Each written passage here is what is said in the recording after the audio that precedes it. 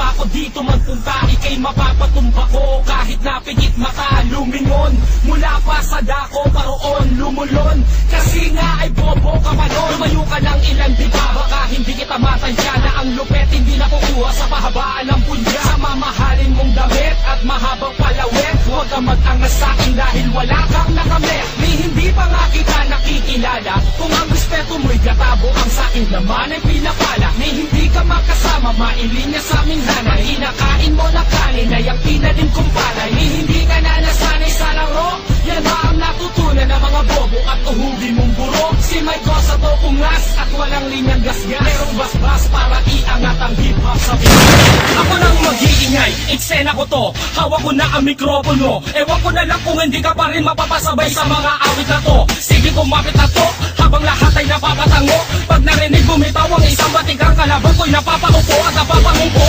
Ha? Di ka pa rin ba sa amin ay nadadala? Ilang beses ko nang ibinuho sa mga tula sa harapan na maglanang hindi ka handa. At wawali sila makita na parang tinga. Baka magbunga pa kasi ng mga tanga ang mga puno ng mga linga. O kahit lima pa at kumabat, mag-isa lang akong humaharap. Kumukura pa mga mata pag binagsak ko na ang mga rap na katulad nito. Anim ito ang nagdulot ang pagkalito. Kamay ko saan naging ministro magmula sa mundong ito.